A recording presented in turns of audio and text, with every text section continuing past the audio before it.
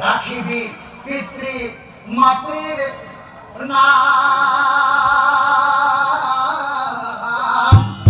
ৰাখিবি পিতৃ মাতৃৰ নাম।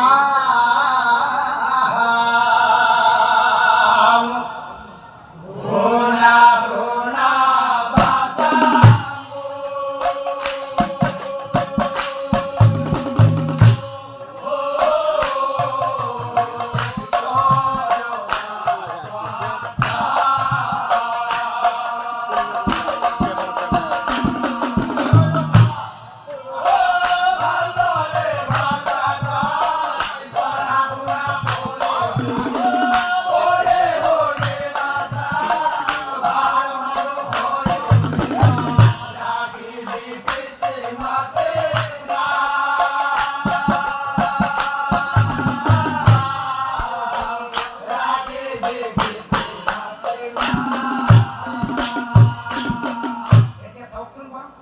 এনেকৈ সেই বিপ্ৰৰ পুত্ৰ নৰোত্তমে হলৰে পৰাই গুৰুৰ গৃহত থাকি তেওঁৰ নিজৰ বিদ্যা শিক্ষাৰ আৰম্ভণি কৰিবলৈ ল'লে। আৰু এনেকৈ বহুত বছৰ বিদ্যা শিক্ষা লাভ কৰাৰ পিছত সেই জ্যোতিৰ্বিদ্যা যোগ বিদ্যা সকলো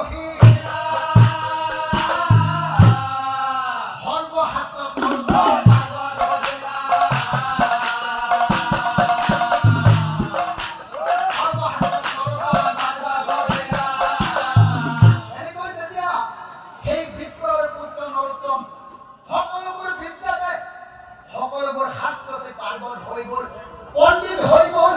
তেতিয়া নৰোত্তমৰ মনে মনে মনে মনে মহাহংকাৰ হ'বলৈ ধৰিলে।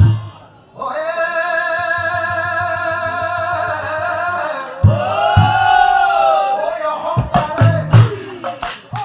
নৰোত্তম অন্ধ হৈ গ'লা।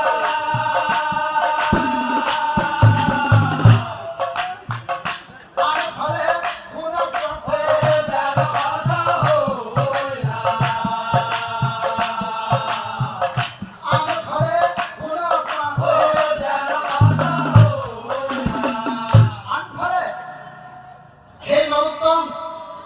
যিখন ৰাজ্যত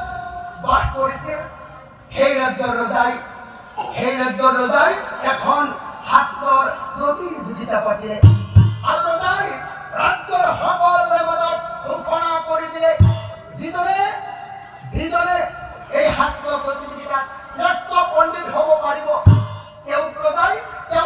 অৰ্ধ ৰাজ্য দান কৰি দিব। এই কথা নৰোত্তমে শুনিব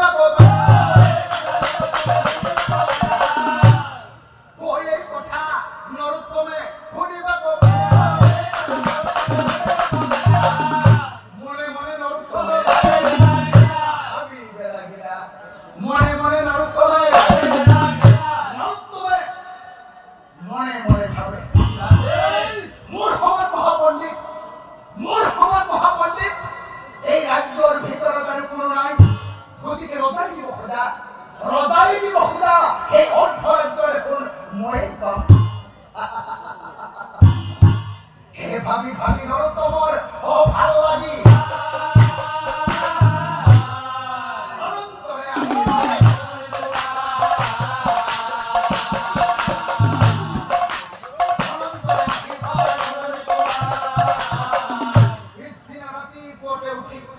পিছদিনা ৰাতিপুৱাতে উঠি নৰোত্তমে কি কৰিলে, ৰজাৰ ৰাজসভাত শাস্ত্ৰ প্ৰতিযোগিতাত ভাগ ল'বৰ বাবে যাবলৈ আৰু লগে লগে নৰোত্তমৰ মাতৃয়ে নৰোত্তমক চাই মাত লগাই কৈছিল, বাছা নৰোত্তম, তই ঘৰলৈ যা বাছা, তই আজি ঘৰলৈকো যাব নালাগে। শুনচোন বাছা নৰোত্তম, তই এবাৰ পিতৃৰ ঘৰে চাচোন, সেই পিতৃ বেমাৰ হৈছে বাছা, বৰ শক্তি।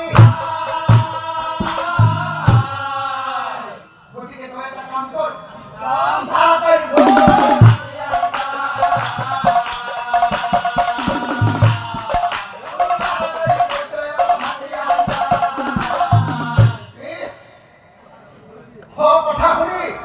কথা কথা শুনি নৰোত্তম ক্ৰোধত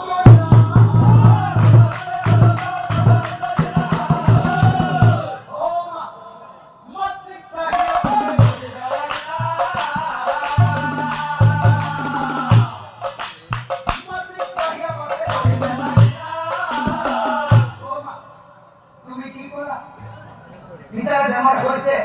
মই পিতাৰ কাৰণে বৈদ্যমতে আনিব লাগে শুনামা তুমি বোধহয় গম পোৱা নাই আমাৰ ৰাজ্যৰ ৰজাই এখন হাস্যৰ প্ৰতিযোগিতা পাতিছে আৰু ৰজাই ঘোষণা কৰি দিছে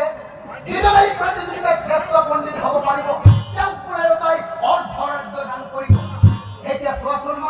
মই যদি ৰজাৰ ৰাজসভাত গৈ শ্ৰেষ্ঠ পণ্ডিত হ'ব পাৰো তেনেহ'লে ৰজাই মহোদা সেই অৰ্ধ ৰাজ্য দেখোন মই পাম আৰু যদি মই তাকেই নকৰি মোৰ এই বৃদ্ধ পিতৃৰ লগত লাগি থাকো তেনেহ'লে কোৱাচোন অ নৰোত্তমে বোলে মা মোৰ সময় নাই নৰোত্তমে বোলে মা মোৰ সময় নাই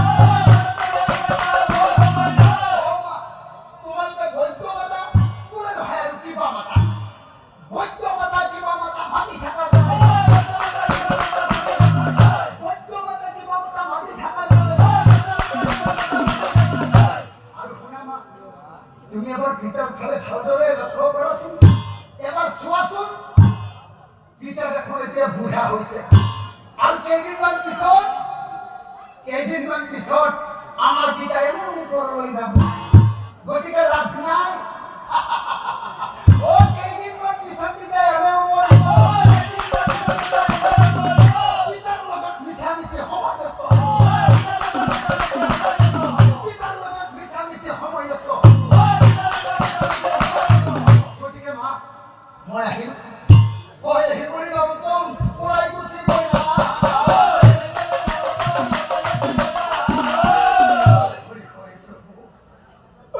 হৰি হৰি প্ৰভু এই নৰোত্তম জানো আমাৰ নিজৰে সন্তান নহয় মূৰৰ দুখে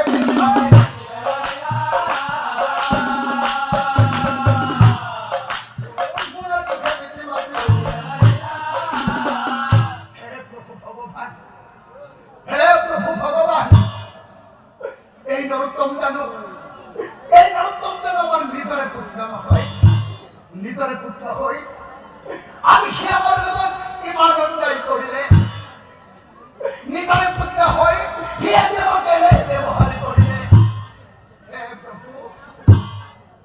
কি পাপৰ ঘৰত তুমি আমাক এনে সন্তান দিলা প্ৰভু